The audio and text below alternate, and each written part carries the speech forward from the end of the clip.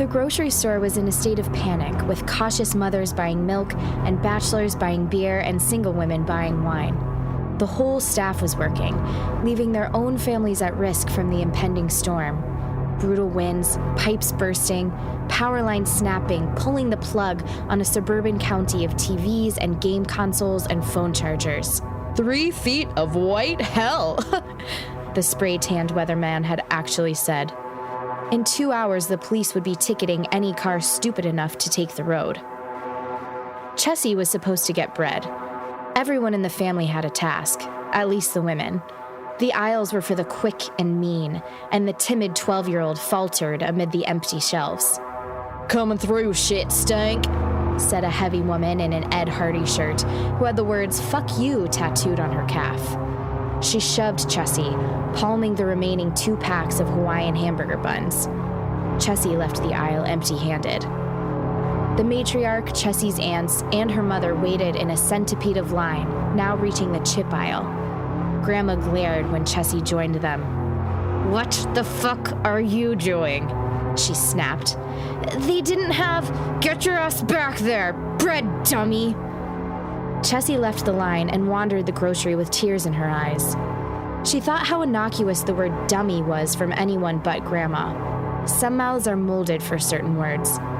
Dummy shot out of the matriarch's lips with vile adeptness, lacing the word with barbs that pierced flesh for days. Years later, when the woman was long dead, Chessie almost missed her. Her own mouth could not imbue the word with such malice. When Chessie had the nerve to return with a pack of corn tortillas, the family was at the checkout. Unlike Chessie, her aunts and sister did the family proud with their scavenges. "What the hell is this?" Grandma asked. "Dummy," she frowned, shoving the tortillas away between issues of the National Enquirer. "And a pack of Camel Crushes," she told the checkout lady. The car ride home set even Grandma's teeth to grinding, every turn a slide and every stop a white-knuckled skid. Mom had to run out at red lights to scrape snow off the windshield. Turning into the rental unit lot at last, Chessie, her sister, and the aunts all clapped. The 5-minute drive took 20, and they saw 6 accidents. When they banged through the door of the unit carrying plastic bags bulging with unusual goods, the boys were laughing loud at a commercial. A talking dog was selling insurance. "That fucking dog!" the father hawed. Only sick Uncle Jaff paid the girls any mind, rubbing his rheumy eyes at the chattering women, while the other men booed a winter storm advisory interrupting The Price is Right. The women shook off the melting snow and deposited bags of processed food on the kitchen island. Chessie's bag burst as she hoisted it, splattering the floor with raw eggs. "Can't you do anything right?" Grandma yelled. Chessie was halfway to her shared bedroom when she heard, "Dummy!" follow her like a homing missile. Little Rendy was asleep in the bottom bunk bed, so Chessie had to be quiet as she cried. She sat crisscross in front of a mirror, leaning outside the erupting closet. Chessie hated what she saw. Her dumb cow eyes too close together, gap teeth, chubby infant cheeks, the scar on her temple from the time Father threw a plate and it shattered on the wall. She brushed her bangs to cover it. Other girls at school were lanky and bleeding monthly, yet she was a child. She was ready for her change. Chessie knew this for certain. Everyone has a transformation. Grandma, she was told, used to be gentle. Mom told her how quiet the matriarch was before she was the matriarch. This was because of Grandpa. He didn't speak unless you counted grunts and "God damn it!" and slaps. He kept everyone as quiet as him. Inelegant, uneducated, and stubborn, he ran a household of him and 4 women with a fist until he died. Prostate cancer. Chessie only knew him from photographs, but he appeared in her dreams the way monsters terrorized other kids' dreams. Mom said after Grandpa died, they all hoped Grandma would blossom like a tulip. Instead, she started smoking. She became the matriarch. From the other room, Chessie could hear snippets of Grandma yelling at all the boys, "Fat asses!" and "If I have to say it again," and "Dummy!" A gust of wind screamed outside, rattling the windows. Her cousin Rundy was crying awake from his nap. Chessie looked in the mirror. Dummy, she thought. God, look at it come down, Father said. Outside the window, fat cotton snow blasted against the glass, and the wind whistled a senseless dirge. In turn, Grandma was shoving each cousin to the sink to wash their hands for lunch. Jeff, are you eating or what? She yelled at Chessie's unmarried uncle. He was obese in a confusing way. Tiny arms and fat pear ass, big cheeks, but hands the size of Chessie's. And that scar. Jeff shook his head. Are you going to pray? Grandma asked, and Jeff nodded. Well, say one for me. Chessie watched Jeff limp to his prayer cove, her eyes focused on the coil of cranial scar snaking from under his hairline. Jeff slept on a cot in the pantry, where Mom let him hang up his literature between packs of store-brand fruit roll-ups and microwave stew. Father said he was a star once. He played on the football team, chased all the girls, could drink like a camel. He was drunk when he got in the car wreck senior year, and his friend died in the passenger seat. Jeff didn't play or chase anymore. Whereas Grandma got loud in her transformation, Jeff got quiet. That's when he found God. On the far wall, Chessie saw the latest tract Jeff had printed at the library. Look at me! I'm talking to you! Do not lose your one chance for eternal salvation! The photocopy was black and white, staggered with photos Jeff had cut out of magazines. One was a bald, heavy-set white man, pointing and shouting. Another was an army drill sergeant with the words, I'm talking to you, pal, in bold caps. Not the next hour, right now. Not the next day, right now. Not the next week, right now. The man praying before Chessie did not match the aggression of the tract. He bent over his fat thighs so his forehead touched the dirty floor, and made whispers of which Chessie could only discern fragments. Please. Sorry. Sin. Undeserving. Chessie, get your ass in here, dummy! Grandma yelled from the kitchen. Jeff turned to see his niece spying on him, but there was only sadness in his watery eyes. In the kitchen, all the cousins were snickering over plastic plates of rolled bologna, just meat and condiments, no bread. A plate was set aside for Chessie, but a wet bite was already taken out of the meat. Someone ate mine, she said aghast. The cousins giggled. Grandma, someone ate mine. That's what you get for spying on Jeff. You mind your own business. Goddamn sneak. Grandma leaned against the sink and ripped the plastic wrapper off her pack of cigarettes. She balled it up, then threw it in a corner. Chessie had taken a single bite when Grandma snapped, Go find me a lighter. I just sat down, Chessie pouted. You see me sitting? You young shits think you deserve everything. Lighter.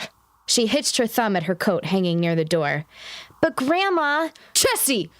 We can't hear the TV! Father shouted from his recliner, and all the aunts and their husbands gave Chessie a shake of head. Chessie left her plate for the coat rack and fished through Grandma's coat pocket. She set her jaw tight so she wouldn't cry. Lighter in hand, she returned to Grandma. The matriarch didn't say a word, but wedged a cigarette between her lips, leaning forward for the light. Chessie sparked the end of the cigarette. When she returned to her plate, more wet bites had left her with just an inch of bologna. She kicked her cousin Ridge in the knee. Hey, Chessie kicked me. You ate my food. Did not. I saw you, she lied. You're a liar, the boy yelled. Then little Rendy started wheezing. Shut up! Shut up, all of you! Father shouted, turning up the TV. Chessie kicked Ridge again, and he started screaming. Grandma yanked Chessie out of her chair by the elbow. Rendy was now gasping and turning red. You little brat! Grandma scolded, cigarette fuming red at the corner of her lips. No longer watching the TV, Mom put on her migraine face. Mom, the mother sighed over the sound of Rendy's asthma fit. Don't smoke inside. All the kids went silent. Grandma was in trouble. You ain't gonna make me go out there, Grandma scoffed. Ain't making you do a thing. Just can't smoke in here. Grandma set Chessie back in her seat. She picked up Chessie's half-eaten plate and dumped it in the trash. Fucking dummy, Grandma yelled as she went for her coat and boots. Can't find fucking bread. Can't do anything right. All the cousins were laughing and calling Chessie dummy as Grandma ripped the front door open. Jesus, close it already, Father yelled as cold wind swirled inside, and Grandma disappeared with a scowl and a slam. Chessie watched the cigarette smoke rise outside the foggy glass of the front door and hated the woman with an intensity that got her crying again. No one paid her any mind but Uncle Jaff. He just watched from across the room and wiped his red eyes. Father made Chessie go to bed at 7:30 with Rendy. She stomped her feet all the way to the bedroom. She slammed the door and once inside slapped Rendy on his arm. She felt bad immediately.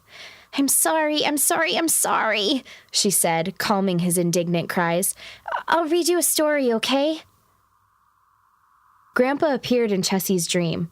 She was out of breath and weak, standing in a vacant field where Toy Palace used to be.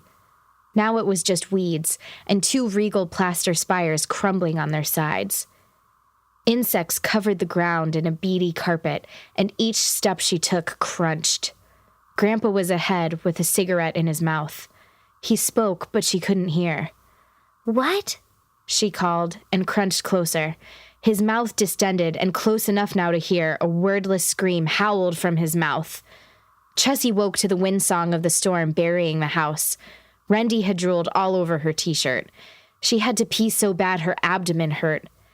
Move, she cooed to Rendy. Get over. He rolled in his sleep, freeing her arm, which still held a kid's book titled, Hello, Mr. Grasshopper. She set the book aside and crept past Ridge, his brother, and her sister asleep on their cots. 2 more cousins were in the upper bunk. The hallway was dark. The VCR didn't light up, and for once the TV was off. Chessie figured they lost power. It would have been dead quiet in the living room if it weren't for the lonesome wails of the storm. The windows rattled with snare-like rolls of ice rat-a-tatting on the weary glass. In the dark bathroom, she squat on the toilet and relieved herself. She could swear she heard the front door open. Chessie tried to flush the toilet. The water didn't refill the bowl. No, she whispered. She would have to wake up an adult. Just the thought made her stomach ache. In the living room, her arms goosebumped from a fresh gust of circling cold. She was wondering who to ask for help when she smelled smoke. Through the cracked glass of the front door, she saw the dim red glow of a cigarette. Grandma was outside. Chessie couldn't imagine anything that would make her want to stand in that cold, and found herself admiring the matriarch's addiction. In a year, she'd be smoking herself. The door was just a sliver open. Grandma's boots were still inside. The wind howled. It occurred to Chessie that everyone she knew who changed did so at the expense of another human life. Chessie pushed the door shut. Grandma could hardly hear the deadbolt locking. Sucking in the last scant bits of cigarette to the filter, she turned for the knob. She figured the wind pulled it shut. It wouldn't open. She should have just smoked in the bathroom, but the stupid fan didn't work. Grandpa never let anyone smoke in the house. Fucking dummy, she said, cranking the knob, figuring her hands were just too cold to function. Wind bit away through her coat, and already she couldn't feel her toes. You dummy! Grandma banged on the door, and from the other side, Chessie felt each blow. They rattled her spine, and she had to hold her mouth shut to keep from shrieking. But she couldn't hear the bangs over the wind, nor the matriarch's pleas. The old woman had smoked for years. Grandma couldn't see more than an inch in front of her nose, and now she couldn't feel the soles of her feet. She screamed at the storm, but couldn't even hear herself, only felt her throat rasping. She'd have to use another door. She felt along the side of the house, aiming for the patio. 10 steps later, she couldn't feel the house at all, and all around her was white and wet and cold and screaming. Inside, Chessie didn't breathe as she made sure the patio door was locked. It was. She waited for the matriarch to press her face to the window, break through. She waited for minutes there, but saw and heard no sign of her grandmother. There were only howls. Chessie? Uncle Jaff whispered behind her. In his eyes, she could tell he had been watching her for a while now. They were wet with the burden of knowledge. She didn't breathe. I didn't mean to. Uncle Jaff returned to the pantry. He had several candles lit, so shadows played games across stacks of chunky soup and bricks of Crisco. He left room to his right for Chessie to join as he kneeled. Chessie started crying as her knees hit the linoleum. This close to her uncle, she could hear him better. Lord, forgive us our sin. Forgive us, though we seek no forgiveness. Pardon us, though we ask no pardon. We are filthy, Lord. We are filthy. And Chessie said with him, We are filthy, Lord. And the wind, it howled. This story must be